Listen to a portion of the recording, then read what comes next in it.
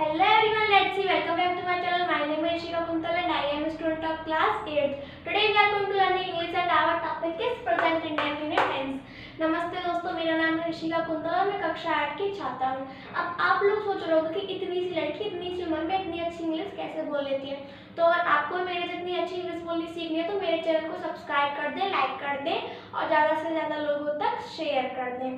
तो देखिए, आप सभी को पता है कि हमारा टॉपिक चल रहा है प्रेजेंट इंडेफिनिट टेंस। तो आप सभी को पता है प्रेजेंट इंडेफिनिट टेंस के चार भाग होते हैं। There are 4 types of present indefinite tense: affirmative, negative, interrogative, interrogative plus negative. Affirmative, negative, interrogative, ये तीनों जो टाइप्स है, यानी कि ये तीनों के जो हमारे ये जो है तीनों के तीनों टाइप्स, इनको मैं आपको पढ़ा चुकी हूँ, ठीक है। यानी कि जो तीनों के तीनों भाग है उनको मैं आपको पढ़ा चुकी हूँ। तो अब हमारा टॉपिक है, आज का हमारा टॉपिक है फोर्थ और फाइनल टॉपिक है हमारा इंटरोगेटिव प्लस नेगेटिव, यानी कि प्रश्नवाचक प्लस नकारात्मक वाक्य। तो देखिए, आइए स्टार्ट करते हैं आज का हमारा ये वाला टॉपिक। तो देखिए, अगर प्रश्नवाचक और नकारात्मक वाक्य उसे कहते हैं, यानी कि प्रश्नवाचक शब्द कब, कहाँ, क्यों, कैसे और क्या, अगर इन सेंटेंस के बीच में, यानी कि इन प्रश्नवाचक सेंटेंस के बीच में नहीं शब्द का प्रयोग हो तो वो कहलाता है हमारा इंटरोगेटिव प्लस नेगेटिव, यानी कि प्रश्नवाचक प्लस नकारात्मक वाक्य। इसमें भी नीचे देखिए, इसमें एग्जांपल के तौर पे क्या वे नदी में नहीं तैरता है। तो यहाँ पे हमारा क्या हमारा क्या है, प्रश्नवाचक शब्द है। तो प्रश्नवाचक शब्द के बीच में हमारा ये आया ना नेगेटिव, यानी कि नकारात्मक आ गया ना, यहाँ पे नेगेटिव नहीं का यूज हो गया यहाँ पे। इसमें भी खुशी खाना कब नहीं खाती है, इसमें भी यहाँ पे भी नहीं का प्रयोग हो जाता है। तो इसी को बोलते हैं हम इंटरोगेटिव प्लस नेगेटिव प्रश्नवाचक वाक्य। तो देखिए, मैंने यहाँ पे ओनली ट्रिक्स लिखी है, इनके रूल नहीं लिखे हैं, क्योंकि अगर आपने मेरी पहली वाली वीडियो, यानी कि जो इंटरोगेटिव की मेरी वीडियो थी, उसके सारे रूल्स अगर आप लोगों ने याद कर लिए होंगे और अच्छे से पढ़ लिए होंगे तो आपको पता चल जाएगा कि कैसे कैसे क्या क्या करना है, क्योंकि उन रूल्स से ही सेम सिमिलर रूल्स होते हैं, बस इनमें इतना डिफरेंट है कि हमको क्या वाले, यानी कि जो वाक्य हमारा क्या शब्द से शुरू होते हैं, जो वाक्य हमारे क्या शब्द से शुरू होते हैं। पहले जो हमारा इंटरोगेटिव था उसमें मैंने लिखाया था पहला रूल, जो वाक्य हमारे क्या शब्द से शुरू होते हैं उनकी शुरुआत हम हेल्पिंग वर्ब डू या डस से करते हैं। यही नियम इसमें भी है, यानी जो वाक्य हमारे क्या शब्द से शुरू होते हैं उनकी शुरुआत हम हेल्पिंग वर्ब डू या डस से करते हैं। तो पहले हम लगाते हैं यहाँ पे अपनी हेल्पिंग वर्ब, फिर लगाते हैं सब्जेक्ट लगाते हैं, उसके बाद बस नॉट लगा देते हैं। कुछ नहीं है इसमें, बस आपको हेल्पिंग वर्ब, पहले हेल्पिंग वर्ब लगानी है, फिर सब्जेक्ट लगानी है, फिर नॉट लगा देना है, कुछ भी नहीं है इसमें। ऐसे ही इसकी दो ट्रिक्स हैं, दोनों ट्रिकों को मैं आपको समझा दूंगी, यानी कि इन दोनों को मैं आपको समझा दूंगी, ठीक है। तो आइए स्टार्ट करते हैं। तो देखिए, हमको पहले, मैंने आपको पहली वीडियो में बताया था कि अभी भी थोड़ी देर पहले बताया है, पहली वीडियो में कहा कि हमको पहले जो क्या वाले हमारे सेंटेंस होते हैं, यानी कि जो वाक्य हमारे क्या शब्द से शुरू होते हैं, तो ये हमारा क्या शब्द से शुरू हो रहा है वाक्य पूरा का पूरा। तो क्या शब्द से शुरू होने वाले वाक्यों में हम पहले हेल्पिंग वर्ब लगाते हैं। तो पहले हम इसमें क्या लगा देंगे, अपनी हेल्पिंग वर्ब के बाद लगा देंगे सब्जेक्ट के बाद नोट लगा देंगे एंड दैट्स इट। कुछ भी नहीं है सेंटेंस में, बस इतना है कि हमको सब्जेक्ट के बाद नोट लगाना होता है और कुछ नहीं है सेंटेंस में। तो आइए बनाती हूँ मैं। तो पहला सेंटेंस हमारा, क्या वे नदी में तैरता है। तो पहले ट्रिक सुन लीजिए, पहले do does plus subject plus not plus verb की first form plus object plus question mark. तो ये हमारा क्या वाला है, यानी कि पहला रूल, जो वाक्य क्या शब्द से शुरू होते हैं ना, तो यहाँ पे हम इसको बनाएंगे पहले। तो देखिए, इसमें पहले हम क्या लगाएंगे, हेल्पिंग वर्ब। हेल्पिंग वर्ब हमारी क्या इसमें यूज होती है, एक वचन के लिए क्या यूज होती है, डस, बहुवचन के लिए डू। तो ये बहुवचन है, एक वचन है, बहुवचन है ना, क्योंकि ही, वो, आई, वी, यू, दे के साथ हम डू का प्रयोग करते हैं। तो इसमें क्या लगाएंगे, डू, ठीक है। डू आ गया हमारा यहाँ पे हेल्पिंग वर्ब, डू आ गई हमारी, क्या आ गई, हेल्पिंग वर्ब। अब इसमें लगाएंगे सब्जेक्ट हमारा क्या है, वे। मैंने आपको पहले ही बताया था, जो कार्य कर रहा होता है वो कहलाता है हमारा सब्जेक्ट। इसमें सब कार्य कौन, इसमें सब्जेक्ट कौन है हमारा, वे है ना, क्योंकि वे तो कार्य कर रहा है। तो इसमें सब वे की मीनिंग क्या होती है, दे आ जाएगी यहाँ पे हमारी। हेल्पिंग वर्ब हो गई, सब्जेक्ट आ गया। अब इसमें नॉट लगानी है, do they not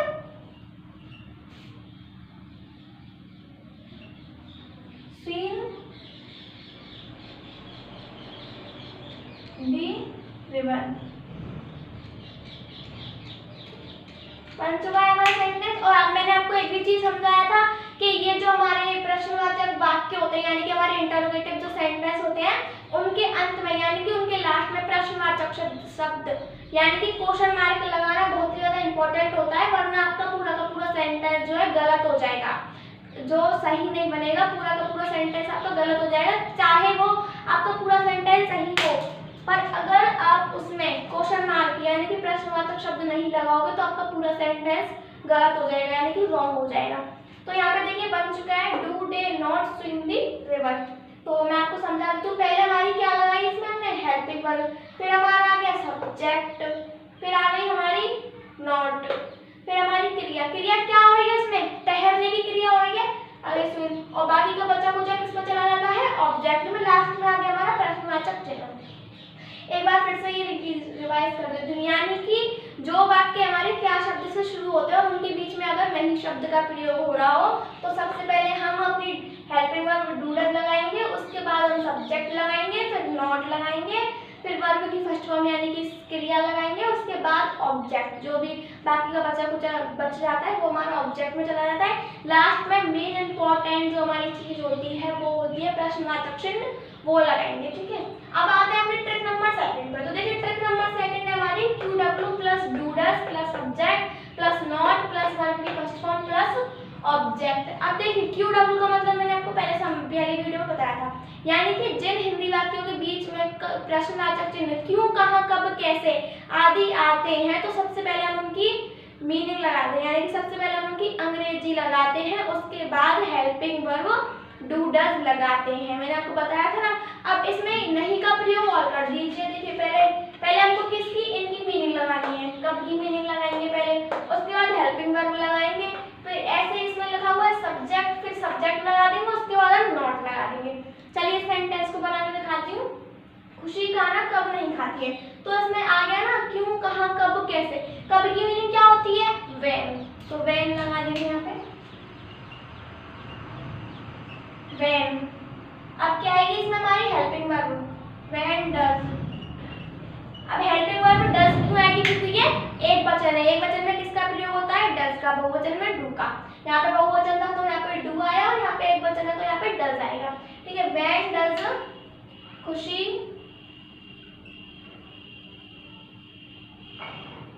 not eat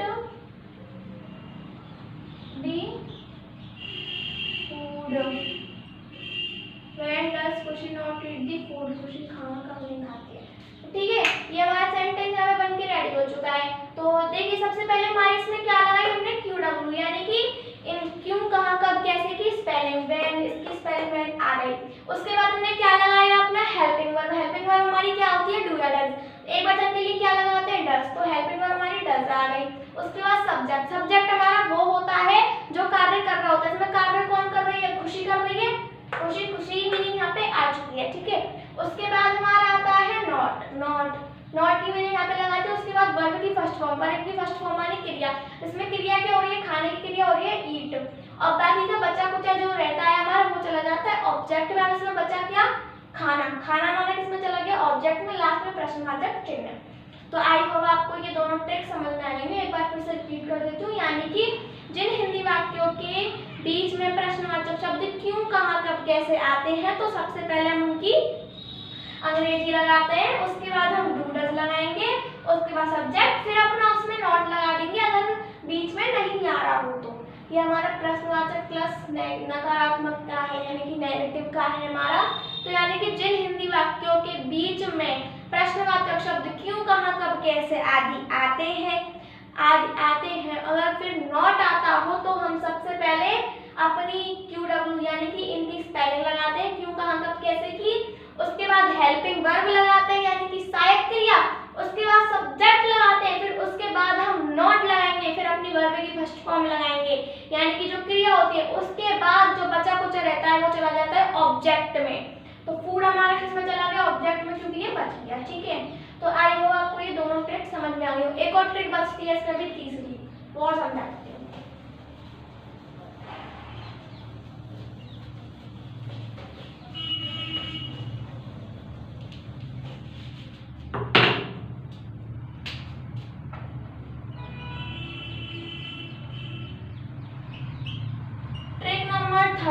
हमारी how many plus how much. How many और हाउ मच का मतलब होता है, तो देखिए हाउ मच का यूज होता है कितने में, यानी कि हाउ मच का यूज होता है जिन चीजों को हम नहीं गिन सकते हैं उसमें हम यूज करते हैं हाउ मच, और जिन चीजों को हम गिन सकते हैं उनमें हम यूज करते हैं हाउ मैनी का। यानी कि जिन चीजों को हम नहीं गिन सकते उसमें हम किसका यूज करेंगे, हाउ मच का, और जिन चीजों को हम गिन सकते हैं उसमें किसका यूज करेंगे, हाउ मैनी का। तो ठीक है, इसकी ट्रिक लिखते हैं, तो इसकी ट्रिक है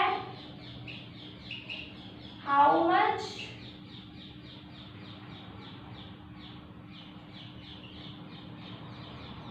plus how many, how much how many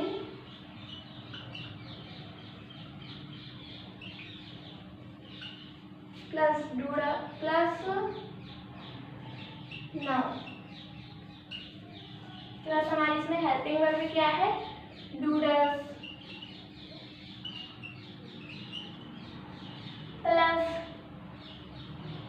subject plus object plus question mark. ये हो चुकी है हमारी trick. How much how many plus noun plus do does plus subject plus object plus question mark. अब देखिए इसका एग्जांपल है बच्चा कितना दूध पीता है। तो बच्चा कितना दूध पीता है, अब बच्चा कितना दूध पीता है, दूध गिन सकते हैं, नहीं गिन सकते ना, तो यानी कि कितना आए और कोई अनगिनत चीज आए, यानी कि अनकाउंटेबल चीज आए, यानी कि अनकाउंटेबल कोई थिंग आए, और अगर कितना आए तो हम उसके लिए क्या यूज करेंगे, हाउ मच। यानी कि अनकाउंटेबल थिंग के लिए हम यूज करेंगे हाउ मच और काउंटेबल के लिए यूज करेंगे हाउ मैनी। ठीक है, तो अब ये सेंटेंस कैसे बनेगा, how much child, how much, तो ये सेंटेंस बनेगा हमारा how much milk does child drink. How much, इसमें हेल्पिंग वर्ब को मत भूल जाना बिल्कुल भी, क्योंकि ये भी हमारा तो भाई ये भी तो हमारा प्रेजेंट इंडेफिनिट में ही तो आ रहा है, पीता पीते, ये तो प्रेजेंट इंडेफिनिट टेंस का ही एक भाग है। ठीक है, तो हाउ मच डज, अगर बच्चे आते तो किसका यूज होता है इसमें, डू का, बच्चा है तो किसका यूज होगा, डज का, क्योंकि एकवचन के लिए किसका यूज करते हैं, डज का, बहुवचन के लिए डू का। तो how much does child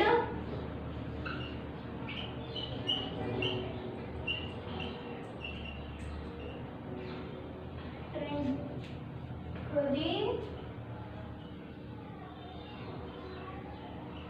how much does child drink the milk. तो आई होप आपको ये वाली ट्रिक समझ में आ गई हो, यानी कि हाउ मच, थोड़ी सी मिस्टेक हुई है सेंटेंस में गाइस, एक सेकेंड, हाउ मच मिल्क, पहले मिल्क आएगा, सबसे मिस्टेक हो जाती है, आपको पता है ना, हाउ मच मिल्क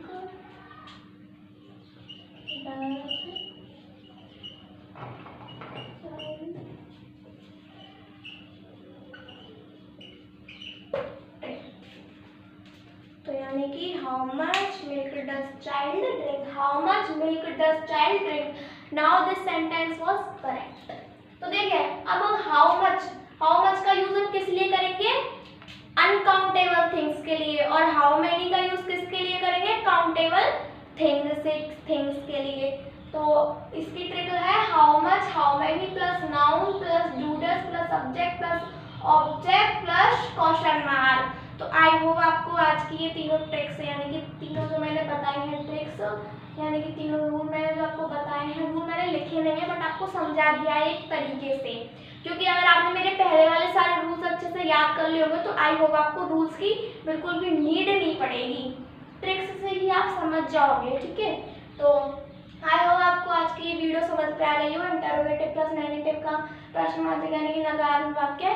तो अगर आपको समझ में आ गई हो तो मुझे कमेंट बॉक्स में बता देना, अगर नहीं आई हो तो भी बता देना, मैं कल दोबारा से इस टॉपिक को रिवाइज करा दूँगी। Thank you for watching my videos guide and guys please मेरी वीडियोज़ को लाइक करें, शेयर करें, सब्सक्राइब करें। Okay bye.